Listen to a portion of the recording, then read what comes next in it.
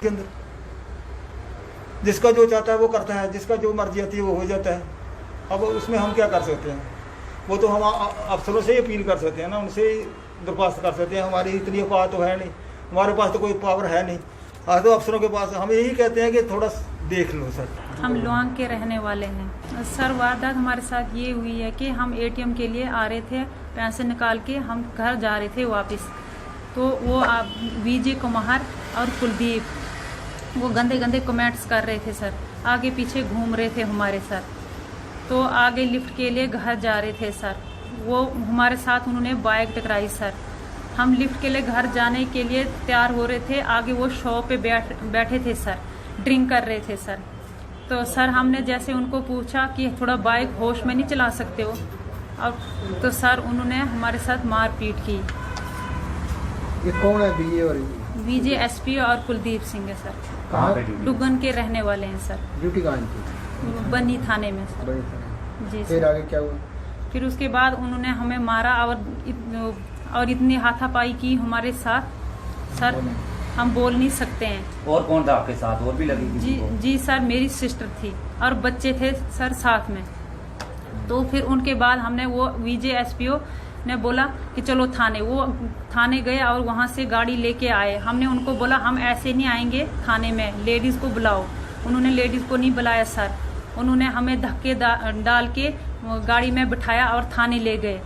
और उन्होंने हमारे पे ही पर्चा भी किया सर। उन्होंने बोला कि आपने पत्थर मारे हमारे पे, और हमने कंप्लेंट, पापा जी ने कंप्लेंट लिखवाई थी सर, वो तो उन्होंने सर कोई एक्सेप्ट नहीं की। एसएसपी कठुआ से मिले, आप क्या कहना था उनका? कंप्लेंट डाली थी सर एसडी बसोली सर 2 तारीख को सर। इस पे भी उन्होंने कोई कार्रवाई नहीं की। जब आप पुलिस स्टेशन जाते हैं तो क्या कहते हैं वहाँ के? सुबह 10 बजे जाते हैं सर, शाम को 8 बजे हमें वापस भेजते हैं सर। हमारी कोई कार्रवाई नहीं करते हैं सर। और जो मुंशी कमलू एसआई है सर, वो हमें बोलता है कि 20,000 दे दो, फिर हम आपका पर्चा काटेंगे सर। हम तो गरीब हैं सर, हम कहाँ से लाएंगे 20,000 सर। हम ये मांग करते हैं कि हमें इंसाफ चाहिए। मैं ड्राइवरी काम करता हूँ। 31 तारीख को लड़कियों के साथ हाथापाई हुई, लड़ाई हुई, क्योंकि एएसआई कमलू, मुंशी पावन शर्मा, उन्होंने मेरे ऊपर भी पर्चा काटा कि उन्होंने बोला कि वो भी मौजूद था। मैं 29 तारीख से यात्रा लेके गया हूँ रेशर, और मेरे पास सब एंट्री पड़ी हुई है हर थाने की, और मोबाइल में भी पड़ी है। ये एंट्रियाँ पड़ी हैं भद्रुआ की मेरे पास 30 से लेके 1 तारीख तक, ये सब पड़ी हैं। और दूसरी एंट्री मुझे थाने की पड़ी हैं, छतरगला, सरथल और लोआंग की, और चिंता की भी पड़ी है मेरे पास। और मेरे पास 10 विटनेस भी हैं जो मैं लेके गया हूँ यात्रा। उसके बावजूद भी इन्होंने मेरे ऊपर पर्चा काट दिया है कि वो भी मौजूद था। और मैं मुंशी और एएसआई बनी थाने से पूछना चाहता हूँ कि मैं कहाँ था, मुझे वो प्रूफ करके दें, और मेरे पास सबूत है। ये लड़कियाँ मेरी सिस्टर हैं। जब भी पुलिस स्टेशन जाते हैं इनको सुबह से बैठाते हैं 9 बजे और शाम को 8 बजे घर भेजते हैं। बोलते हैं 10 मिनट के बाद काटेंगे, 10 मिनट के बाद काटे हैं।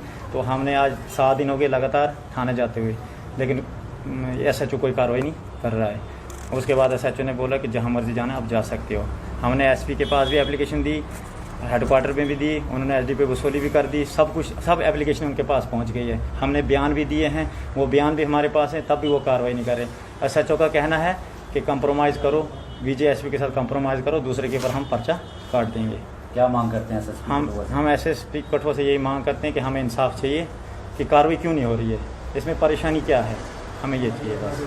वाले की लड़की हैं, गरीब घर से, इनको 31 तारीख को एटीएम गई थी, मतलब जेड के एटीएम में गई थी। उधर से पैसे निकाल कर जब वापस आ रही थी तो ये 2 लड़के जो हैं, एसपी और वो कुलदीप और वो, ये इन्होंने ड्रिंक की थी। ये मोटरसाइकिल पर इनके आगे पीछे 2-3 चक्कर लगाए और गलत कमेंट कर रहे थे। अब आपको क्या बताएंगे, आप बेटियों के सामने तो मैं बोल नहीं सकता।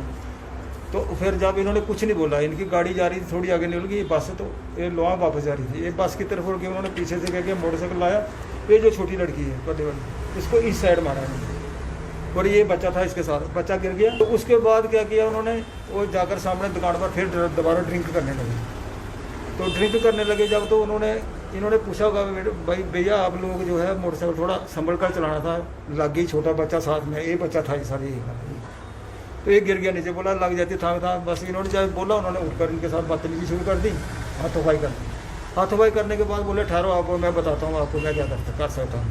वो गया सिविल कपड़ों में जाकर गाड़ी लाई, गाड़ी ला कर इन्होंने इनको धक्के मारे और गाड़ी में बैठा दिए। जाके हमारे हिंदुस्तान के अंदर मोदी साहब ने बोला है बेटी पढ़ाओ बेटी बचाओ। जब बाढ़ ही खेत को खाने लगेगी तो इन बच्चों को क्या होगा, इनकी रक्षा कौन करे? ये अनपढ़ बेटी है, अब इसकी शादी नहीं हुई है।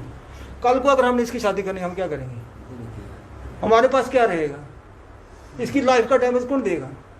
ये तो छोटी बच्ची है अभी। अगर कल को हमने एंगेजमेंट करनी है, अगर एज होगी इसकी 20-22 साल। क्या मांग करते हैं अब? हम ये मांग करते हैं जो ये वर्दी वाला एसपीओ साहब अगर ये बेटियों पर हाथ उठाता है तो इसका मतलब बाढ़ जो खेत को खा रही है तो यही है ना। पुलिस में तो आता है ना, बेशक एसपीओ लेकिन पुलिस में तो आता है। वो बोलता है मेरा को एक बाल नहीं बिंगा कर सकते आप, जो जहाँ जाना है जाओ आप, SHO मेरी जेब में है। ये हमें नहीं समझ लगी कि एक एसपीओ के पास इतनी पावर है, कहाँ से आई, किसने दी? हम एसएसपी साहब से हाथ जोड़कर निवेदन करते हैं और DIG IG और DG साहब से ये निवेदन करें कि ऐसा जो गंद है इसको जो है महकमे से बर्ताव करना चाहिए, ताकि एक मछली सारे तालाब को गंदा करती है कि पूरा डिपार्टमेंट जो है वो बदनाम नहीं होना चाहिए। मतलब 31 तारीख से लेकर आज तक हमारी FIR जो है वो नहीं कटी। SHO साहब के भी 2 तरीके एप्लीकेशन दी हुई है, किसी ने कोई सुनाई हमारी आज तक SHO बनी का क्या कहना है इस मामले? उसमें कहते हैं वो कहते हैं जाओ मैं नहीं पासा काटूंगा, जो करना जाओ करो, जो कार्रवाई आपको करनी है करो। कौन है वहाँ पर SHO? रोहित महाजन बोलते जाओ जहाँ जाना है, मैंने कार्रवाई नहीं करूँगा, मैं पर्चा नहीं काटूंगा।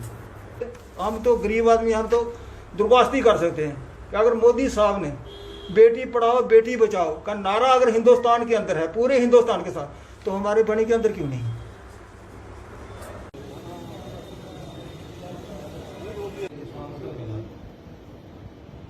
ये मामला मेरे भी संज्ञान में अभी आया है।